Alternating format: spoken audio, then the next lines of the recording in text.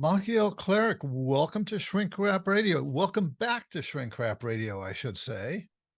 And I say welcome back because way back in 2015, I interviewed you on episode number 474, Dreams and Awareness Practices. So now, some 7 years later, you've codified much of what we spoke about back then into a book. So big congratulations to you. Thank you, Dave. And it's such a pleasure to be again with you and to be in your presence. I love your interview style. So I've been looking forward to this. Well, I have to tell you, I love this book that you've written. You've done a really fine job. It's about dream incubation, and um, it's definitely the best book that I've ever read on the topic in terms of providing guidance to somebody who's interested in dream incubation and giving it a context and good examples and all. And so I think it's such a fine job that you did. So my congratulations to you. Thank you. But before we get into the book itself, let me dig a bit into your background, if I may. Please. And I learned a lot that I didn't know about your background as I was reading the book. And that's one of the things that I want folks to know. It's a good motivation for reading the book is that you're very transparent. And that, to me, that's always important when I'm reading, quote, self-help books of any sort. And I want to know who the author is and where they're coming from and how this connects to their experience. So it's not just a head trip, and having those kinds of stories that you share make it so much easier to identify with you as the author. So I'm under the impression that you were born in the Netherlands. Do I have that right? No, actually, I was born in South Africa. And okay, I missed that. Wow. Yeah. And then at age 4, we moved to the Netherlands. So I feel Dutch mainly, even if I've now already been 15 years in the USA. But the first 4 years were I was born in Bloemfontein, which is between Cape Town and Johannesburg. And then we moved to Johannesburg. My sister came into the world, and my parents decided to go back to the Netherlands. My mom is Dutch. My dad is also Dutch, but was born in Indonesia.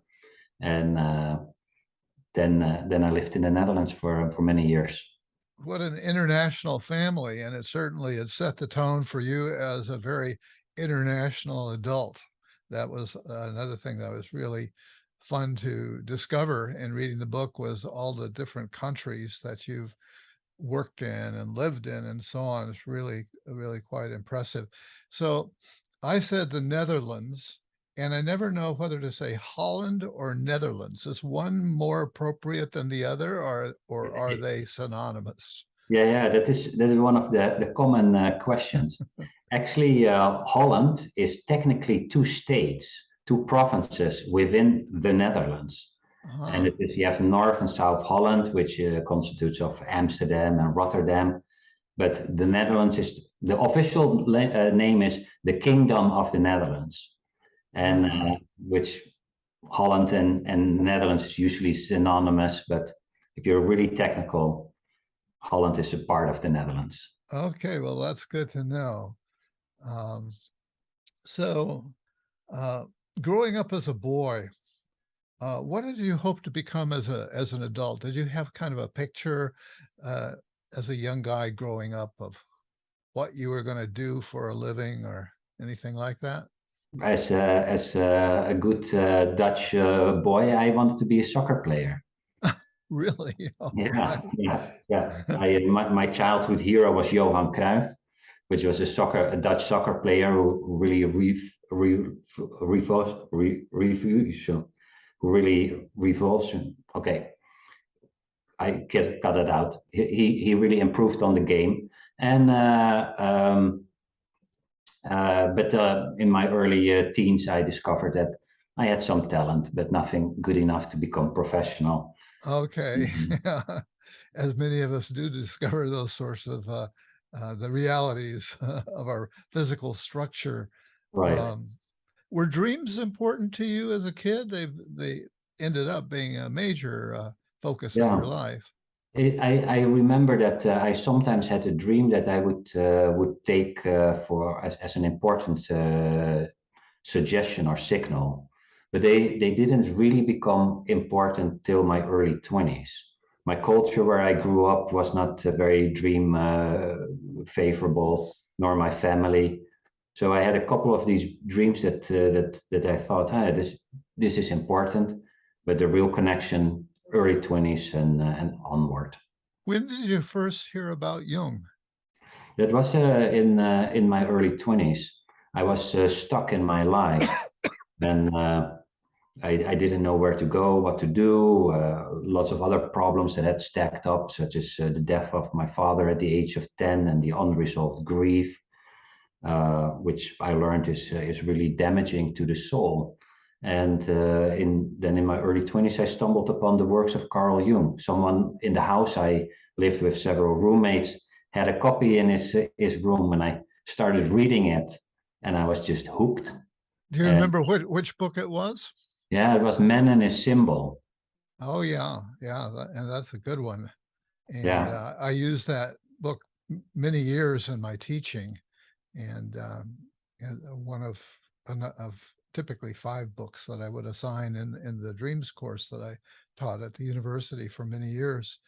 And what was it about his work that most spoke to you? It, a couple of things came together, but it was really a different worldview that presented itself. So I was stuck in a world where I didn't know, I didn't have a sense of purpose, didn't have a sense of meaning, didn't have a sense of meaning about life and death, which was really vital because my dad had died, and I struggled with that. Is there maybe something after death? And and his worldview brought really into that there is a guiding principle underlaying reality, Yeah, that there is yeah, something that is actually supportive. And for years I hadn't felt supported by anything. So I had become depressed and a bit bitter. And yeah. and now I connected to something that was supportive, and that makes a big difference in the world. Yeah, I think that's spot on. That Jung is about meaning. That's really the I think the key thing about him. Um, and so I know that you came to the U.S. what in your 20s once you found out about Jung. A little later, in my early 20s, like 23 approximately, I started reading Carl Jung and become really bordering obsessed with it. Just Yeah. reading everything from him and von Franz and all these other Jungians. Then I doubted, shall I go into psychology or shall I work in business? Because I did also marketing as a graduate under as my bachelor. And I decided I felt I was not mature enough to go into psychology. So I first went into business, toughened up a little bit, and at the end of my boss started a company with me, and we grew that in a small European company. Then at the age of 30, I said to my boss, "Listen, I need to travel." So I went with a backpack to Asia, traveled around for a year. And at the end of that year, surprisingly, coincidental, maybe not coincidental, he sold the company to a company in the US. And the new company said, "Do you want to come for 6 months?" Uh-huh. And I said yes, and that's now 18 years ago. Of course, Yeah. it happened since, but that was how I ended up here in the USA. And then somehow that led to your going to the Pacifica Graduate School, which is basically a Jungian graduate school. Right.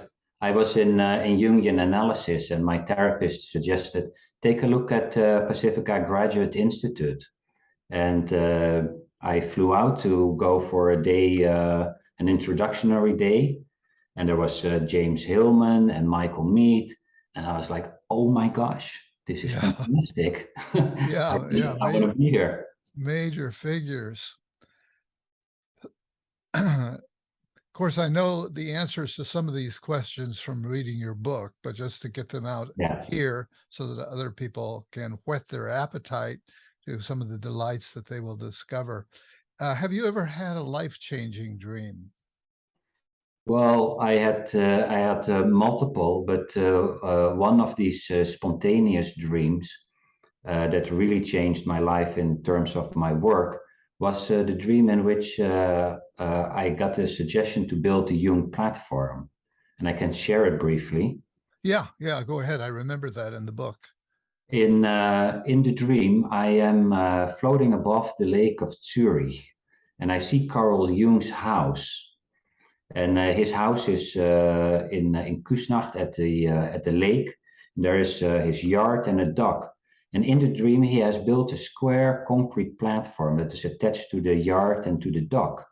And he's working on it, and he's rearranging some beams to create some structure that creates a little bit of coziness. And then he sits on a chair reading a book.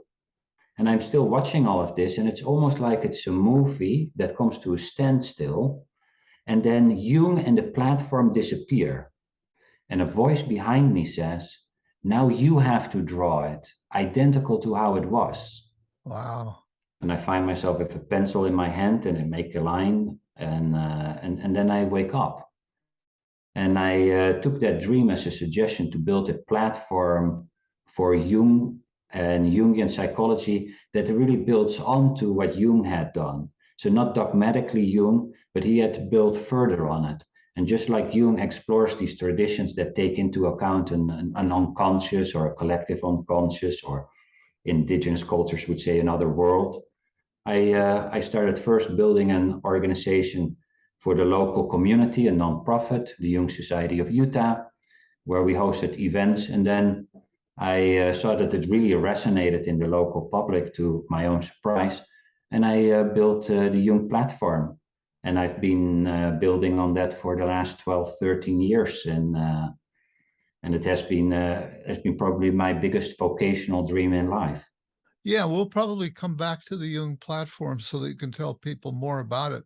But of course, it's very striking that you had that example of a lucid dream, I think, where you were kind of aware of the fact that you were dreaming and you took it so earnestly to do something with it. Well, you were commanded by a voice to do something with it.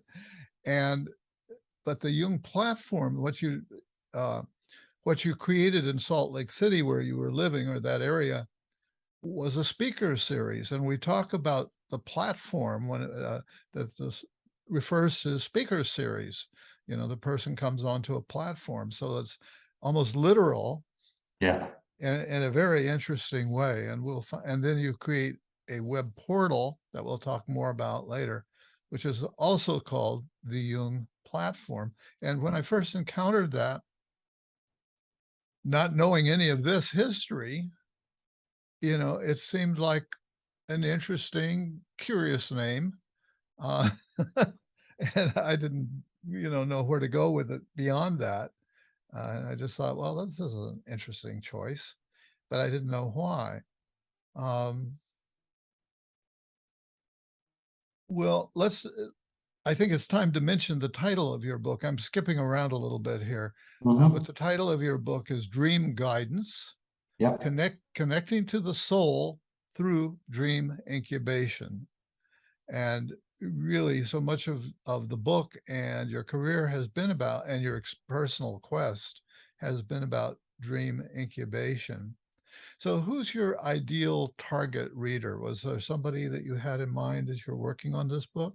Yes, I thought I wanted to write a book that is accessible to the general audience. So Yeah. anyone that would like to have guidance from their dreams, but is not necessarily steeped in dream work. So a broad appeal. But I wanted to at the same time think it through and create it in a way that if you have some dream experience, that you still would think, oh, here are some nuggets that will help refine my skill for dream incubation. Yeah, and you do just that. I mean, it's very effective, I think. So you describe your 5-step method, and maybe you could just cover it briefly here in just enough to whet people's appetite, I think, because really that's the heart of the book, and you go into great detail on each of those 5 steps and some of the steps within the steps. So as much as you wish to put out, this is your chance. Yes, well, I remember someone recently who, a guy called Robert, who is got divorced and is back in the dating world. And he noticed that it went all right, but he didn't really find or connect it in a great way with a potential partner. So he came to me and he said, I wanna work on this. And then, so that is really step one, to identify that you have a living challenge or problem. So sometimes it is something we are aware of, something we try to push away, but you are aware that there is a challenge in your life that you would love to have some support and guidance for. Then we looked at it a little closer and figured out what is it that you really want to know. And so Robert said, what I really want to know is, of course, how can I find a partner? But he said, I think that what would be even more helpful for me to figure out is, what is my biggest obstacle in finding a partner? And so that was his question, and that is step two. You have to phrase the question in a clear and a concise way. So he said, Dream, I would like to know the biggest obstacle in my dating life.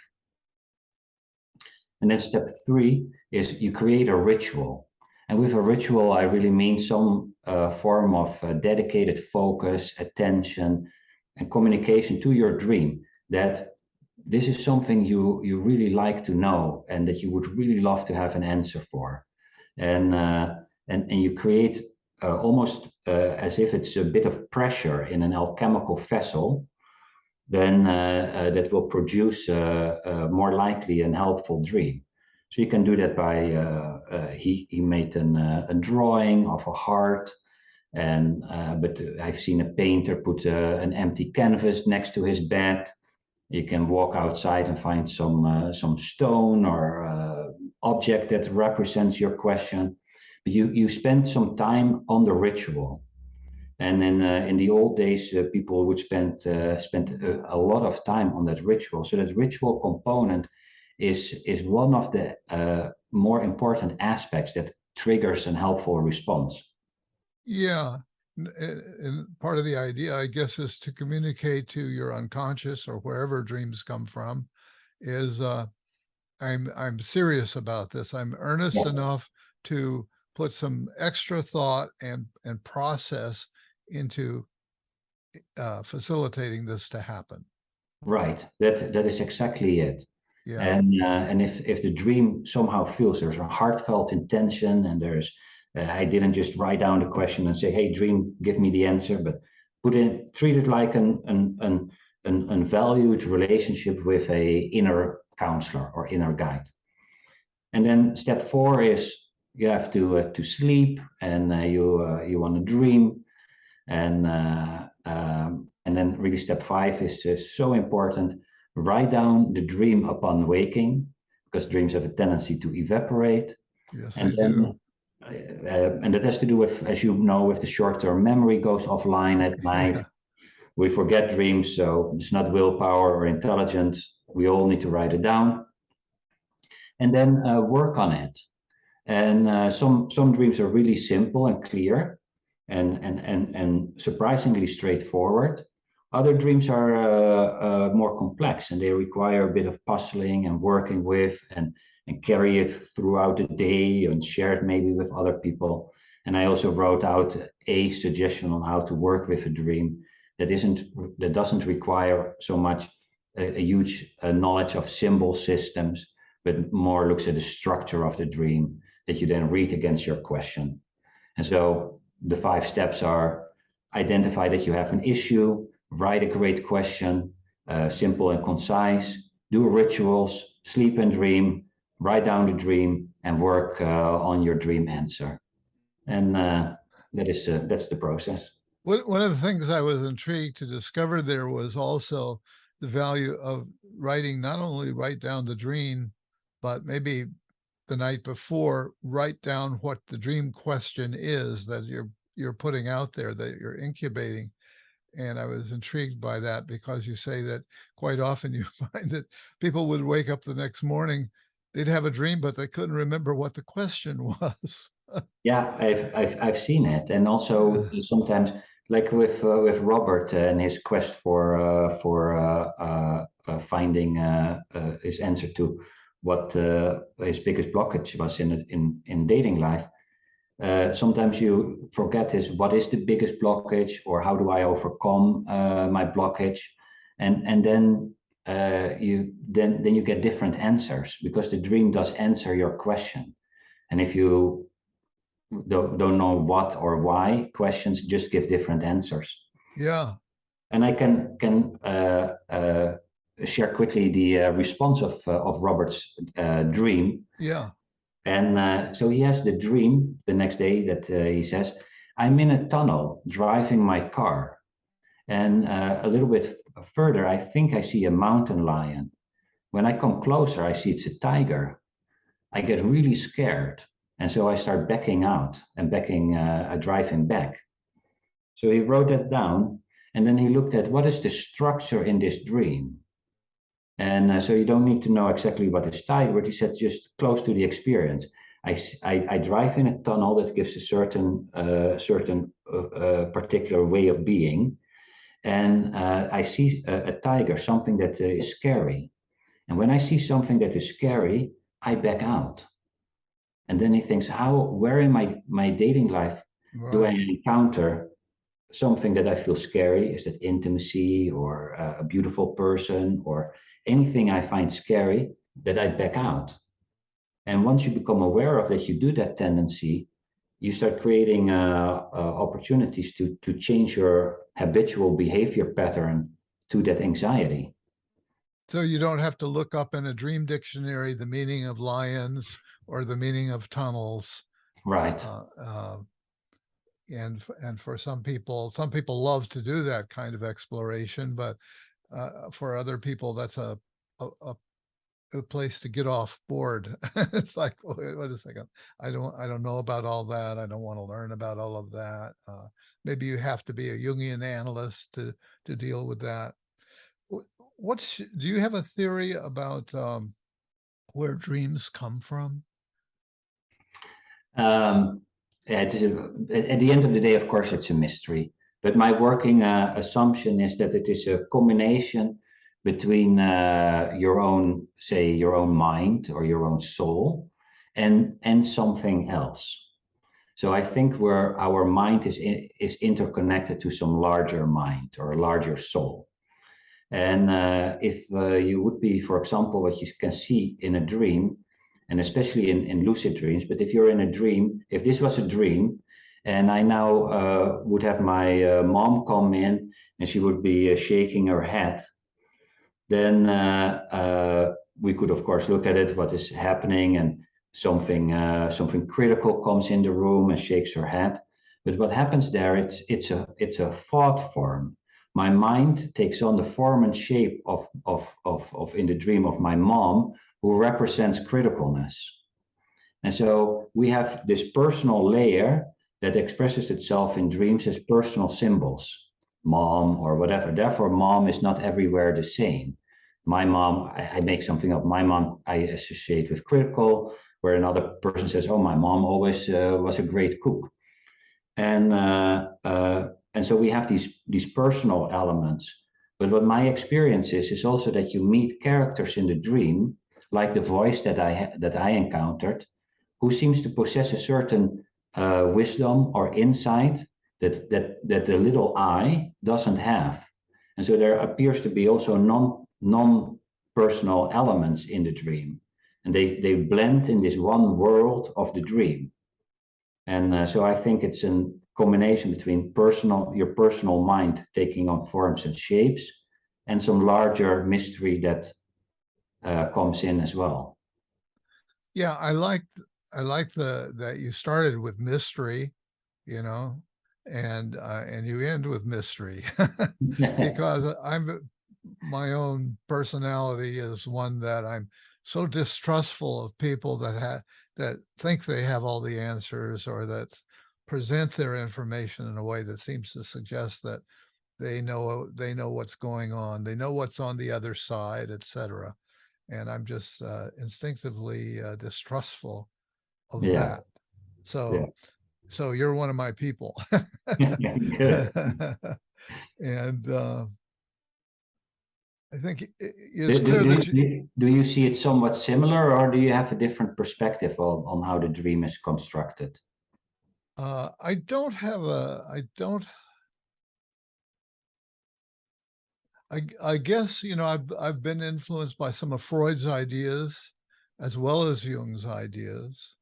And so, for example, and you don't, in the book, you don't mention day residue or go with that. But I was always kind of impressed by Freud's observation that every dream, if you look hard enough, you'll find something in the preceding day. And that's never failed me. I can always find, oh yeah, this could have been triggered by that. Mm, But that may not go deep enough. I think you really have to maybe go beyond that. And the other thing that I tend to do is, and this is not really a lot different from what you're saying, is to kind of look at how is my life like this? yeah. What in my life is being represented by this? And in other words, to look at the dream as a metaphor. Mm-hmm. And so I guess partly this comes from the background of training as a psychotherapist, so that I'm always looking for what is this saying about the person's emotional life, Yeah. and maybe about their issues, their hangups, their problems, etc. So that's a lot where I'm coming from. Now, I know that your main theoretical influence is Jung. Who else do you draw upon? Because I know there have been some other big influences on your thinking. Yeah, because I was born in South Africa, dreams, no, I don't know if that's the correlation, but I was born in South Africa, and on a certain moment, my dreams started to call me back to South Africa. I would have a dream of being in the plane, landing in Johannesburg, and really having a sense of coming home, and be so emotionally touched by it. So I hadn't been in South Africa for a long time, and I decided to go back. And then I came across the Sangomas, the local indigenous healers, and I would have time and sit with them and look at how do they see how they look at reality and healing and dreams. And so that influenced me deeply. And a little bit later, I also met Malidoma Somé, the African shaman. You also had him once on your show. That's true. I did. Yeah. And I've spent a couple of years working closely with him. Wow. And so the shamanic perspective has deeply influenced my way of thinking and seeing dreams. I do also, to a certain extent, think that Jung was a Western shaman, just as one of the lenses to look at him. I Mm-hmm. also think he was a Western scientist, and etc. And then the Tibetan way of looking at dreams, to really with lucid dreaming and the awareness practices of dreaming, and looking more at how is dreaming constructed, more about the nature of the dream and less about the content of the dream. So how does it how does dreaming actually work? How come that you in a dream can step through a wall when you believe you can, and you cannot step through the wall if you believe you can't? Yeah. And so your own expectations start playing a role in how the dream world is constructed, and how does that then translate back to this life? that your expectations co-create reality. Because if I believe the person in the supermarket, the checkout center, doesn't like me, I start behaving in a way that more likely makes that person not like me or behave to me. So that is how that Tibetan dream yoga has influenced me, the African tradition, and then uh, Jungian and Western thought, and a lot of my own. And I think those are the main influences. And then in the dream incubation tradition, I traveled across the world to Greece and looked at how did these old cultures engage with dreaming in order to trigger the healing response. So I learned from specific traditions a lot for the book. Yeah, I was really impressed to see how much of the world you traveled with curiosity. Uh, in Africa, you mentioned you even before you came to California and Pacifica and all, you traveled in Asia for a year, Yeah. and I guess you picked up some important things there. And the fact that we all dream, and we've all dreamed since the beginning of time, as far as we know, and it's a wonderful it's a wonderful commonality. And I often have thought that that when I was doing dream groups in my classes, that it's a way to skip over the sharing of dreams is a way to skip over where were you born, where do you work, what's your job, etc., but to really very quickly get to the heart of something important. Yeah, beautiful, and I echo that sentiment, because Yeah, just like you mentioned with Freud and the day residue, I also believe that dreams very often portray that what we're emotionally engaged with, and so you get really the emotional content instead of well, I am this, or I've been doing that. You yeah, get to the heart of the matter. yes, And even I'm also a mental health therapist. In couples therapy, I sometimes tell the couple, to create intimacy, start sharing your dreams in the morning. You don't uh-huh, even have to interpret them. Just share what was your experience last night, and listen really attentively to it as if it's a real experience. And then the other gets the turn, and that also deepens a sense of intimacy. indeed, indeed. It gives them practice in listening too, which is not always easy in those close situations. Um, That's right. well, one of the things I love about the book too is that there's so much of yourself and your own experience, and there are lots of stories for people to hook on to, lots of stories that are examples of whatever the point is that you're trying to make. And the uh, particularly meaningful is the detail that you go into on the different pieces of the dream incubation process. And I thought particularly rich was the all of the conversation around formulating the right question. And that really gave me pause for thought.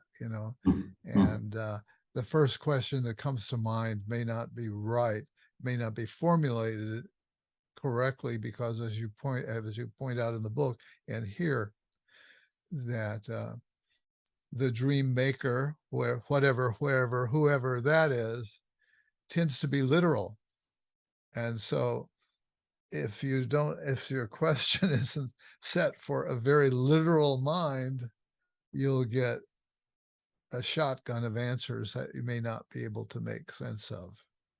Yes, exactly. And thank you for pointing that out and bringing that up.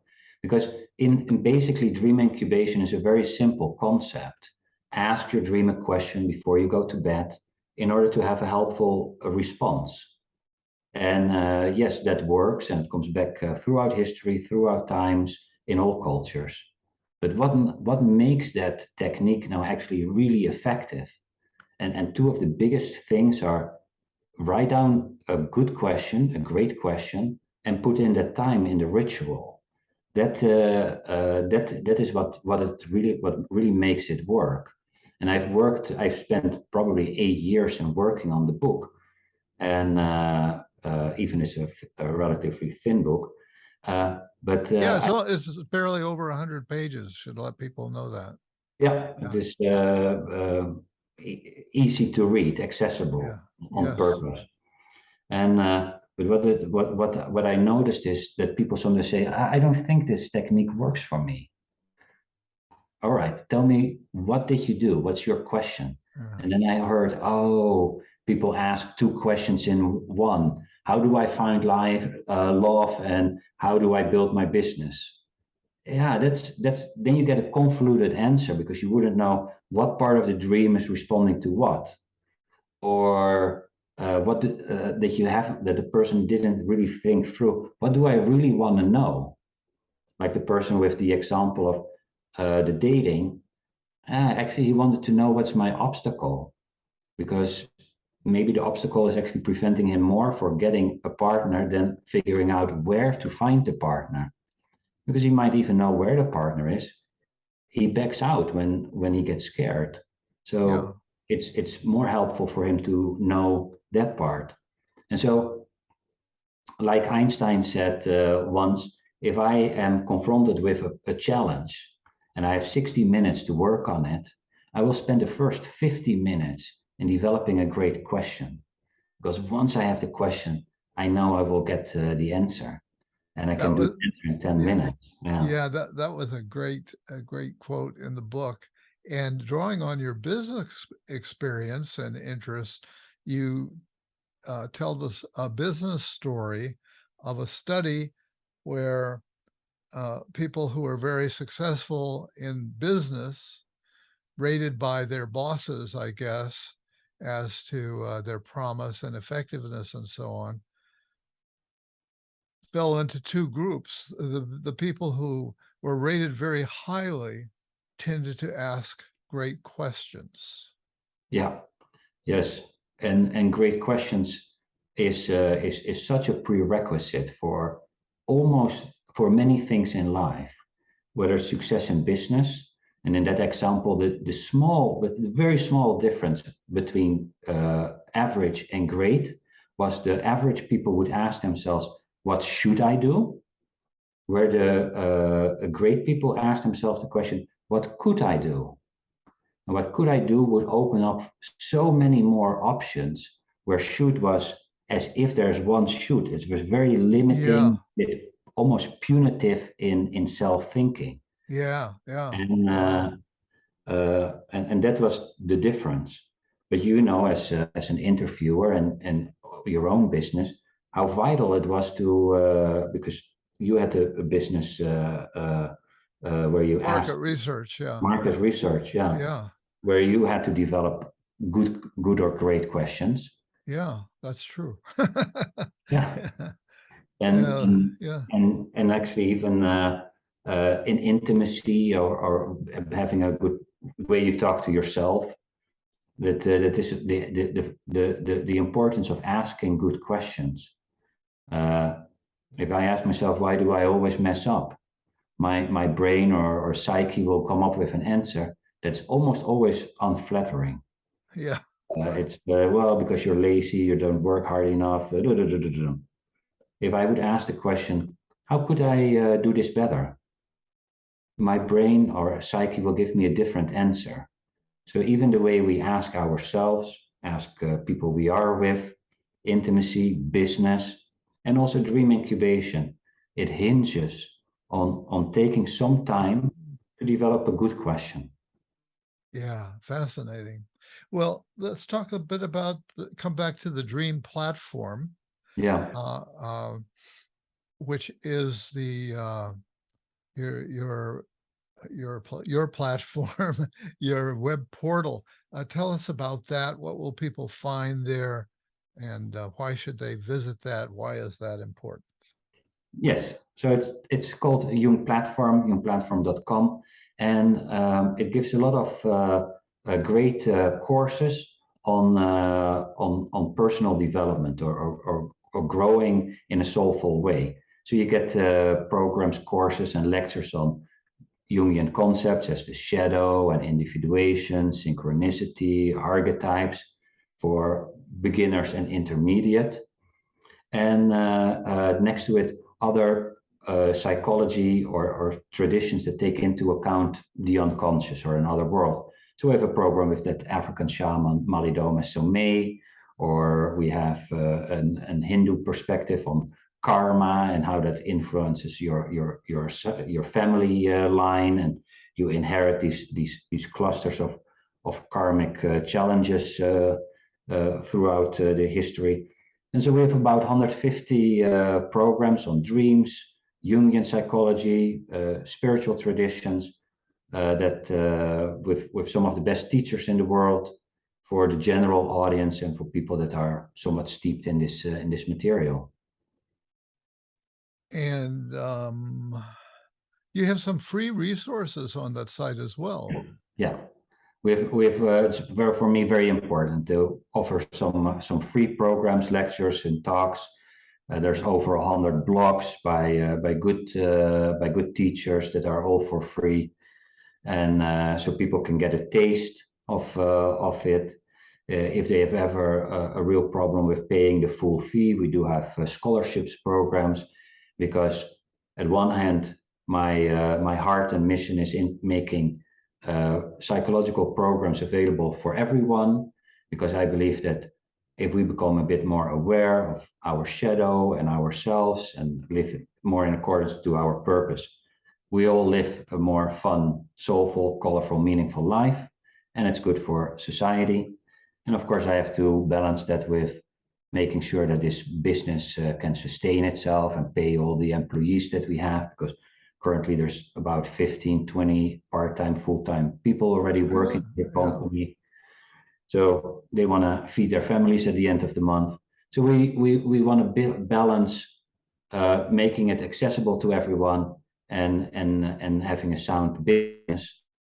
But for people that, and I've been there in my life with not that much money, but want to study this, we'll find a way. Yeah, yeah, and you use the word fun, and that was another thing that really stuck out for me. It was in several places encountering the word fun, because all of this about guidance and so on, and it can sound very kind of heavy and ponderous of working out one's problems, and but you actually use the word fun, Yes. which is a little different than even joy. It's just to have some fun. That's part of what's is being a joyful human being, right? Totally. And I know from my own life, I can get squeezed a little bit with this classic thing of discipline and having to work, but having fun, and just for the sake of fun, create a fun question, go and experiment. I'm also very much of the belief, test it yourself. You don't believe me or anyone. Try this yourself, because it's your relationship with your dream, and actually it even works a little bit better if you bring some fun to it. If you take it too serious, as if it is needs to be done in a specific way, no. A little enjoyment and fun are ingredients that make dream work actually also more effective. That's a great place for us to wrap it up. It's a great closing statement. So, Machiel Klerk, I want to thank you for being my guest again today on Shrink Wrap Radio, and for writing this delightful, instructive, helpful book. Thank you, Dave. It's always a pleasure to be with you. I love the way you ask questions. You really mastered that skill. And yeah, thanks for having me on your show.